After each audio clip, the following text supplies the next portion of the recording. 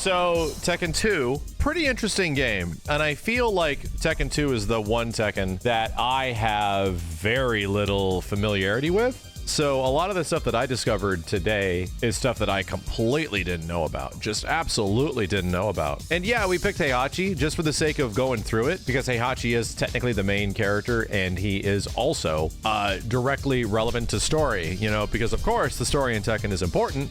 It is still continuing, and it's just the reverse, where Kazuya gets through the tournament, throws Heihachi off the cliff. Heihachi works back, climbs up the goddamn mountain, and returns the favor for his piece of shit son. Weirdly enough, as I play through this one, I feel like there's some stuff that actually got harder about Tekken 2. Weirdly enough, like some inputs and things were just more difficult than they were in Tekken 1. That's probably just because the first game was a bit just looser, because they didn't intentionally design a lot of the stuff that was in it. It's sort of like with a lot of these old 3D games, man, it's like you're throwing darts at a dartboard just trying to hopefully land what you want the game to be. Tekken 1 kind of has that, where it just feels good to a degree outside of the movement and stuff.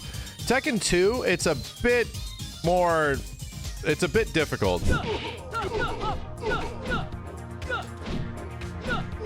Backdash! Fuck! And the same thing kind of happened where I was playing through it, and I was sort of like, okay, combos are harder, right? Heihachi's a bit more specific to use. Things have a lot more recovery animation. So it's like, oh, they figured out what the heck Tekken actually is as a game. Now they're specifically designing around it because certain characters obviously, you know, can't just be as crazy as they were before. So it took me, like, I'd say after the first playthrough to sort of get the hang of it. And yeah, I kind of got the hang of it by the end. It was like, oh, okay, this is starting to make more sense. Things have a bit more gravity. Combos are just a bit harder to do. The toughest part is that sometimes it just doesn't feel like your attacks come out, and those are the result of like dashing and attacking. And the same thing was in Tekken 1, where dash attacks just feel very funky to me, you know?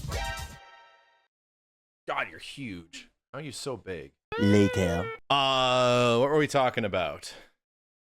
What was the last thing I mentioned about Tekken? This piece of hair is bugging me all night, man. It's funny how just Tekken 1 and 2 feel very similar in many ways, while Tekken 2 feels a bit, like I said, more intentional, but they still have a very, very, very distinct feel to them. And it's not exactly like great. Tekken 2 just comes across as the way better version of Tekken 1 in many ways, where it's like, oh, this is what Tekken is, and we're just going to execute this. We know where this goes because Tekken will go through several more transformations as the years go along. And the big ones will obviously happen in Tekken 3, 4, and 5. But for the sake of this game, this just feels like a much more refined version of Tekken 1. Like, after you play this, it's kind of like, oh yeah, why would you go back and play T1 at this point, you know?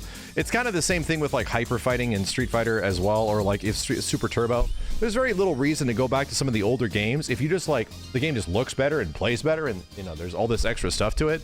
Granted, like, plays better, characters just get more moves and have more animation now, so they clearly are better. But at the same point, it's like, yes, this is classic Tekken. This is the way these old games kind of are. This is the natural expansion of an old fighting game in many ways. They're not reinventing the wheel by any means with Tekken 2. It is a pretty big upgrade over Tekken 1, so why would you play Tekken 1 anymore? Speaking of which is why this game would go on to be very successful. I think for a very long time, Tekken 2 was one of the best-selling PlayStation 1 titles in the early days, right? In the very early days. And that's huge because it essentially set them up for Tekken 3. So it's funny, in this time, you have to start like making direct comparisons because obviously, you know, Tekken is a bit more refined now in terms of being a game and not just a Virtua Fighter clone. But there was constant comparisons back in the day between PlayStation owners and owners of like a Sega Saturn, although there weren't many, because Virtua Fighter was the king, right? Virtua Fighter 2 was incredible, and granted, this Virtua Fighter 2 predates this game by like at least a year, but there was definitely that comparison where it's like, what's better, Virtua Fighter 2 or Tekken 2? And a lot of people would say Tekken 2. There was definitely, you know, comparisons to be had there when it came to the 3D audience of fighting games. And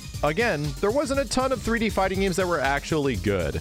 You look at Tekken 2 and it's a pretty decent looking game. Like, granted, they actually add lighting to the characters now. The stages are still relatively like infinite stages all over the place, but they are much better looking than they were in Tekken 1. So I think just visually, like, everything looks really good. They start to get into a little bit of the crazy stuff with the roster though. Like the Angel and the Devil stuff, they actually give a much more refined design to Devil, which is kind of what it is to nowadays. It's much different than Tekken 1 Devil, which just looks like some sort of JoJo character or some shit. So I don't think I specifically mind that. The thing I'd never done in Tekken 2 is play some of the other characters. And I was blown away. Like, this is some Fakum Ram shit. Bruce was wild in this game. Like, absolutely insane. And I didn't know, like, I'd never seen that character played in this game, and he's just so fast and so nuts and has the quickest lows and the nuttiest damage that it's just like, wait a minute.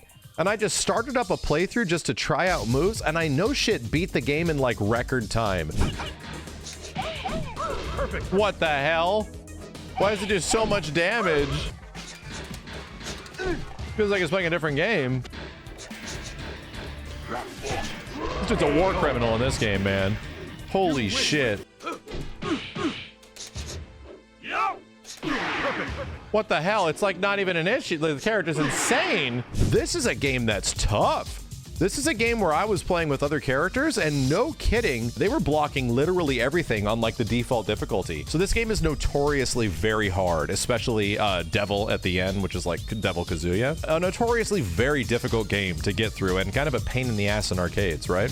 And dude, Bruce just laid waste to the majority of the roster with single touches. It was bonkers, man. I think a lot of stuff in Tekken 2 is redeemable. I think it is a cool game. It still has absolutely busted stuff. We did some of the crazy like king grab combos that lead to like 115% damage or some shit on counter hit.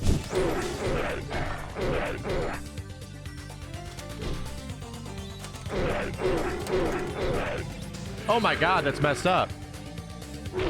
It combos into it? Why would they do that? Is it a bug? You never had this again? Well, I mean, what? Huh? It's absolutely wild. But what Tekken 2 is the first defining experience in this franchise that is going to start adding even more stuff to the console version. Again, Tekken has historically lived upon its casual audience and the fact that it built a bigger casual audience than Virtua Fighter had. It built a bigger casual audience than a lot of other fighting games at the time, much less other arcade games, because they were just arcade games. The arcade version of Tekken 1 and 2 did not have big cutscene endings. It didn't. This game still offered that. And now instead of just having the core roster have endings, right? Now every character does. Now, like, you know, every rando character that you could beat this thing with seemingly has some sort of story to tell. And for the mid-90s, that's a big deal. That's like, we're on the bleeding edge of content in fighting games. And this one is kind of the standard definition of that, because it introduces time attack mode, it introduces survival mode, it introduces the things that are sort of predestined for fighting games from this point forward, where you're going to get almost these in every single fighting game. This game was like one of the first ones to kind of have it. That's big. And then there's also a ton of secrets that I didn't even know was in here. Like, you have like wireframe mode, a first person mode that for some reason allows you to play in first person for some reason. I don't know. And then historically, the very popular, you know, NFL Blitz big head mode. Yeah, you can give characters big fat ass heads and fat ass arms for whatever reason, because why the hell not? Because some person could probably have programmed that in a couple of days, and yeah, just do it. Make it so. Round fight. What the hell? I have a huge head. I have a huge ass head. Hold this shit, you bitch.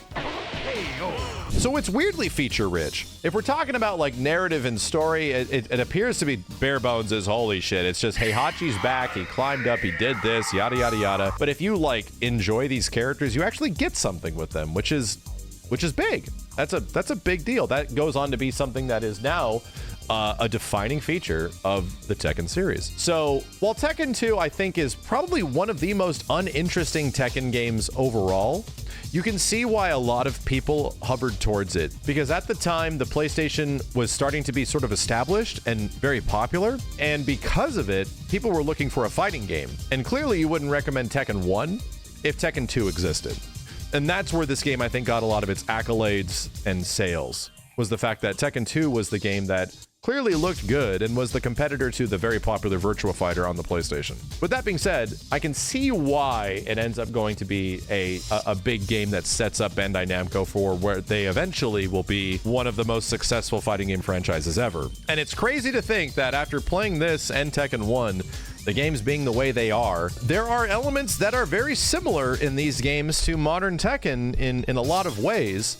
And there's stuff about these games that are kind of fun, but they aren't what you're looking for. I think that there's going to be very few people that will want to jump back and be like, bro, meet up at my house, let's play some Tekken 2. Right now, all Tekken 1 and 2 really does is set up the plate. It's the batter up to a moment that will eventually hit a home run for this franchise and will go on to be one of the greatest selling fighting games of all time, which is the next game we're playing, and in my opinion, one of the greatest fighting games of all time as well. Got me into Tekken. It's Tekken 3. If there was a moment where Virtua Fighter was the defining standard of 3D fighting games and the most popular fighting game there was that was in 3D, yeah, for a while it was VF, but until Tekken 3 happened, oh, that game stole that like a bandit in the night. Suddenly, Tekken was now the greatest, biggest fighting game of all time, especially 3D.